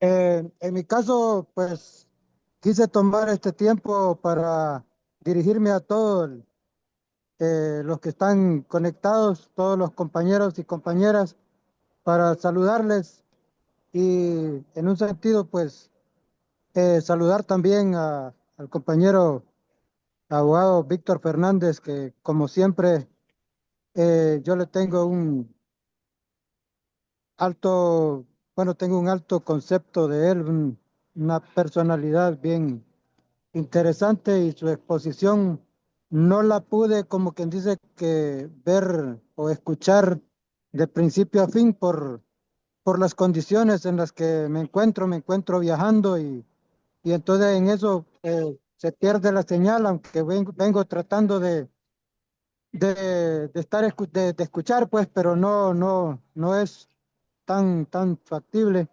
Pero en sí, pues, saludarles es más que todo y ratificarles mi compromiso con el movimiento, eh, con todo el equipo, con todos ustedes. Estamos enfocados en la lucha y vamos siempre adelante, educándonos, siendo conscientes y buscando la manera también en participar en todo lo que se nos permita, se nos sea posible. Y en todo caso, pues, dar gracias a Dios por este diplomado que sin duda, pues, es una gran oportunidad y una gran herramienta. Solamente eso, compañeros, a todos a la distancia, saludos, mis aprecios, mi respeto y admiración a todos. Démosle con todo y la victoria está para nosotros. Gracias. Gracias, compañero Ovidio, por ese caluroso y afectivo y comprometido saludo. El compañero Mario David y luego Miguel. Con estos dos compañeros más cerraríamos para la participación de Víctor. Adelante, Mario, y luego Miguel. Sí, muy buenas noches a todos los compañeros. Al licenciado Víctor, muchísimas gracias por esa disertación. Yo he sido testigo y creo que comparto, al igual que la generalidad de los que vivimos aquí en este país, aquí en Honduras, que los partidos políticos realmente se han convertido en una herramienta para el deterioro de nuestra calidad de vida. Yo recuerdo que nosotros como país logramos vivir los últimos vestigios del reformismo ahí por la década de los 80. En la década de los 90 llega aquí un presidente ya fallecido de nombre Rafael Leonardo Callejas que promovió un sistema económico conocido como el ajuste estructural, este neoliberalismo, que prometía que las fuerzas del mercado, la oferta y la demanda iban a ser los verdaderos promotores de una mejor calidad de vida, de que iban a ser realmente una calidad ciudadana en todos los aspectos, ¿verdad? Social, político, económico. Pero desde la década de los 90 hasta la fecha actual, hemos visto que las fuerzas del mercado realmente no dieron el ancho en lo que es ese objetivo de querer conseguir de que nosotros como hondureños tuviéramos lo que nosotros queríamos, aspirar a mejores escenarios de superación y de dignidad. Eh, pues yo reconozco que los partidos políticos han sido infiltrados, pues como hasta hace poco hemos sido testigos con estos juicios que vienen de Nueva York, han sido infiltrados por organizaciones criminales bajo el visto bueno de las personas que muchas veces se le paga con nuestros impuestos para combatirlos a ellos. Más bien ellos se reúnen y hacen negocios y se prestan a hacer que el Estado trabaje y facilite esas actividades ilícitas que en un principio están dispuestas a combatir. Entonces, a partir de ahí, la gente ha empezado a perder la fe en en los políticos, en los partidos y todo. Y recuerdo un punto que Marco tocó la semana pasada cuando dijo, no le dejemos todo a los partidos. Es cierto, pero ahora yo cuando platico con la gente dice, no, dejémoselo todo a Dios. Dejémoselo a Dios. Dios dirá, Dios está bien. Pero yo creo que no tenemos que dejárselo todo a Dios, porque entonces tendríamos que cambiar nuestro paradigma de una democracia a una teocracia y establecer una conversación. ¿Qué tipo de teocracia vamos a querer entonces si Dios nos va a gobernar? El islamismo, el judaísmo, el cristianismo y cosas así. Yo creo que estos puntos de reunión aquí son bases fuertes para que empecemos a empezar a discutir y a ver de qué forma nosotros motivamos a la gente a que se organice, se incorpore, se articule y empecemos a cambiar poco a poco estas realidades. Muchísimas gracias a todos y gracias por el espacio. Gracias, compañero Mario David. Excelente participación. Nos deja en suspenso su participación. Ya Víctor va a retomar ahí. Cerramos con el compañero Miguel y le cedemos el micrófono luego a Víctor. Adelante. Muy buenas tardes, compañeros.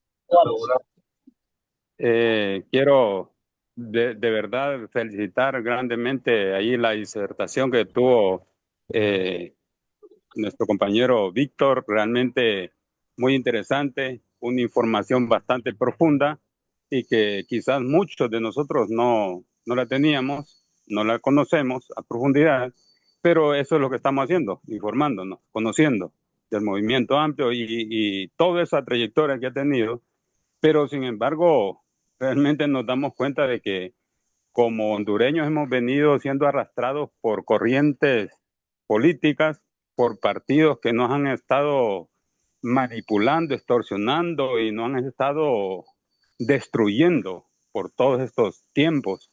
Y pues llegó el momento de que nosotros también nos levantemos.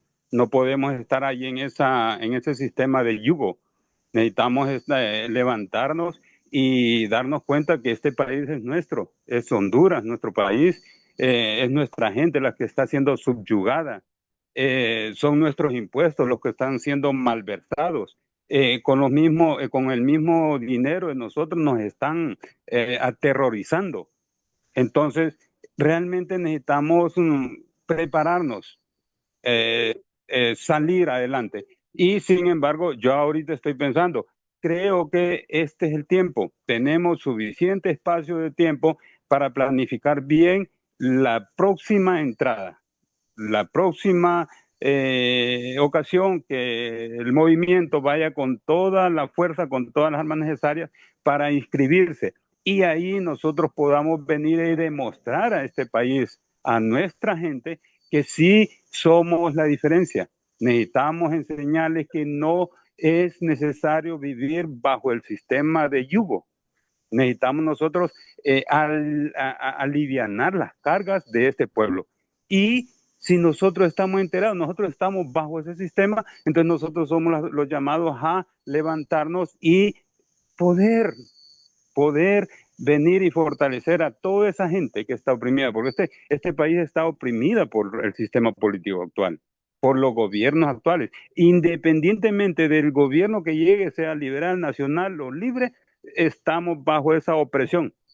Y lo que decía nuestro compañero, que realmente nosotros no estamos, me gustó la participación que el compañero anterior, que terminó hace un poco, que no podemos dejarle las cosas a Dios. Realmente Dios nos ha dado la sabiduría y bíblicamente dice que Jehová da la sabiduría, de su boca viene el conocimiento y la inteligencia. Nosotros somos sabios, tenemos conocimiento y somos inteligentes y necesitamos actuar de una vez por todas. Felicidades, gracias compañero Víctor, una gran disertación y realmente me gustaría hacer énfasis en muchos de los puntos que usted tocó, pero el tiempo es nuestro peor enemigo. En otra ocasión será. Buenas noches y adelante, compañero. Gracias, compañero. Víctor, te cedemos el micrófono para tu participación. Respuesta. Bueno, primero, disculpa porque me gasté un buen rato, ¿verdad, Santo David? No me di cuenta. Casi la hora y media. Qué pena, de verdad, pero siempre me pasa. No me da pena por nada más, sino porque siempre me pasa. No, hombre, gracias, Marco. Marco, gracias gracias a todos, pero Marco, que es un compañero disciplinado para estar conectado aquí con nuestro diplomado. Gracias, Ovidio, gracias a Mario David y gracias al compañero Miguel. Creo que fueron las cuatro participaciones que hubieron acá. Yo, de esta ronda de participación de ustedes, me parece que merece una especial mención el aporte de las individualidades, que creo que nunca hay que descartarlo. Hay mucha gente que no conecta en grupos, pero tiene siempre la posibilidad de aportar, tiempo de aportar. Y yo creo que esta debe ser una de las apuestas de nuestro proyecto, recoger los aportes, el encuentro con la gente indistintamente de esas condiciones, siempre y cuando, digamos, tengamos esta plena coincidencia del enfoque democrático, participativo, decisivo, comunal, que supere las ideas hegemónicas estas de lo moderno y de esto que nos hace entender el éxito como otras cosas, que no es el éxito de la humanidad. También rescato aquí, Santo David y compañeros y compañeras, el tema del valor de lo comunicacional. La disputa es esa. Es decir, toda esta gente que está eh, in- a ver, ¿cuáles fueron los conceptos que usamos? Gente despolitizada, gente, es decir, neutralizada, gente que está alienada, es porque hay una maquinaria de comunicación que los coloca en eso, a veces de manera inerte y ese tipo de cosas. Por eso me parece importante que los compañeros y compañeras en Oaxaca entiendan el tema de los comunicadores, la plataforma comunicacional alternativa. No, ya me pusieron el balde una vez. Cristian, por favor, con el micrófono. Y ahí la onda, dame el teléfono, le diste el teléfono malo. El teléfono malo y la Cristian, cartera que no tiene. porque no se van a poner ahí a revisar. Se van a hablar en la moto y se van. Se montan en la ¿Quién, moto. Son culeros, vos. Son quién culeros. está en el host? Sí, Por hombre. No te favor, digo que el día que ya no vino Cristian, nadie bien guapo ahí. Cristian, se Mira, te activó ahí jodió el tu... carro más. Un se- Corolita, plan, plan, sonó el vergazo. No viene Bueno, nada. ¿Ah? Nada. luego el tema de Dios que salió acá, compañeros y compañeras, me parece que es importante dimensionar Tengo miedo, también un poco, miedo. la importancia de la fe, la importancia del... Y Creo que no así, por, vaya, porque me no una torre por, y estamos bajando, no por un pero tema que voy a ahí como falso de y de espalda, demagogia o de espalda. ningún tipo de utilizar el tema, Pues está comiendo. es que aquí casi la tradición cristiana tiene demasiado peso. Hay que entender la relación a lo que no tenemos acá. Eso no es lo que corresponde. Y ese es un deber nuestro, hay que decir, hacer esa disputa del enfoque, del modelo de cristiano que nosotros tenemos. Y Miguel, ¿cuál es el tiempo que tenemos? En nuestra visión del mundo tenemos toda la vida, compañero. A mí me parece que el tema de las prisas, el tema del aprovechar el momento, nos condujo a muchos equívocos. Eh, Tengo claro eso, compañeros y compañeras. Nuestra carrera, como dice mucha gente de nuestros entornos, no es de velocidad, es de resistencia, es de saber llegar, es que vamos a llegar. Y si andamos tomando atajos de esos fáciles, no solo no vamos a llegar, ni siquiera vamos a avanzar, vamos a retroceder. Entonces, por ejemplo, nuestras experiencias de plantear este tema de candidaturas independientes, de plantear la construcción, el debate del proyecto sociopolítico, es ahora y siempre, compañeros. Tenemos tiempo. Hoy es el momento oportuno. Y va a ser mañana también. Es decir, estamos en el momento justo para plantearlo, sin ir deprisa y sin estar detenidos. Eh, Frente a rechazos como el que ha tenido este tema de las candidaturas independientes, no por interpretación optimista burda, así como, tengo que ser optimista. No, yo creo que tenemos razones para ser optimistas frente a eso, porque el sistema siente demasiadas amenazas y una de ellas es que existan proyectos alternativos de base como la nuestra, no coyunturales, sino procesos que se han sostenido frente al oportunismo. Este proceso nuestro, por ejemplo, se ha depurado un montón, gente ha pasado y se ha ido, y mantiene presencia territorial, mantiene agenda, mantiene relaciones con el Estado, mantiene espíritu de construcción. Convocamos en este periodo, hemos convocado a cuatro encuentros de articulación del movimiento popular, cuatro espacios. Unos no funcionan, pero seguimos en ese proceso. Y hay una línea de conducción, hay una línea que no se pierde y es el peso ético que debe tener el proceso. Es decir, nuestra inteligencia no contrasta con lo ético. Nuestra lealtad con el proceso no tiene que jamás renunciar a la crítica, porque en esa medida vamos retrocediendo. Así que yo celebro, compañeros y compañeras, que estemos en partes finales de este diplomado, que introduzcamos desde los temas históricos, teóricos, doctrinarios, a cosas prácticas que planteen el desafío a cada uno de ustedes, a la individualidad y a la colectividad andante, que eso somos finalmente, una colectividad que intenta, que construye de manera permanente dignidad, que es un término que tampoco es tan revolucionario, pero es central y sustancial para nosotros. No es tan revolucionario en las definiciones clásicas del enfoque de revolucionario anquilosado, pero es revolucionario para sociedades como la nuestra. Así que gracias, Santo David, gracias, Ileana, gracias, compañeros y compañeras, por haberme aguantado este rato. Gracias, Víctor. Pues si no hay alguna valoración más, estaríamos cerrando al filo de las 7 de la noche con casi 2 horas exactas de formación disciplinada por acá. Compañeros y compañeras, quiero tomarme la tarea de leer sus nombres de los 32 que quedamos por acá está Ramón, Albertina, Alejandra, Ayala, Marcos, Claudín, Cristian, Darwin, Alachán, Denia, Dina Rivera, Guillermo Nolasco, Ileana, iPhone, Jorge Ramiro, Juan Carlos, Juana Santos, Kate, Kenneth Turcio, Lester Castro, Luis Fer, Magdalena Díaz, María Uceda, Mario David, Marisol, Melisa, Miguel, Olvin, Roxana, Silvia Aguilar, Susana y pues Víctor también acá. Estamos en este proceso de formación y estamos llegando ya casi al cierre. Las instrucciones que vamos a girar ahora las vamos a dejar a través de un post, una imagen que se la vamos a circular al grupo de WhatsApp y luego vía correo les vamos a enviar una nota con las especificaciones de cuál va a ser la ruta que vamos a seguir en la próxima semana.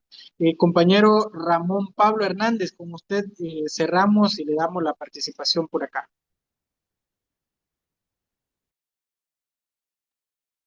Pablo, adelante. Muy bien, muy bien. Buenas tardes a todos. Solo quería decir que la intervención del compañero Víctor es excelente, es ánimo para todos, ¿verdad? Es un impulso, ¿verdad? A la lucha, a la perseverancia, a la resiliencia, ¿verdad? Y agradezco pues tener a este gran varón de compañero de lucha en que siento un gran respaldo y aparte de eso, no lo conozco así como muy de cerca, pero ha demostrado ser una persona bastante eh, muy llena de valores, valores que transmite a cada uno de nosotros, principalmente en la cuestión de la lucha y la cuestión de la resiliencia en permanecer, ¿verdad? En permanecer siempre al pie de la bandera en cuestiones de buscar el bien de todos, principalmente desde buscar eh, eh, los valores y buscar los derechos que corresponden a cada uno de nosotros, los seres humanos, ¿verdad? Entonces, felicitarlo por esta ponencia y decir de que estamos ahí, ¿verdad? Luchando y poniéndonos al pie de la bandera, hasta la dignidad, siempre. Hasta luego.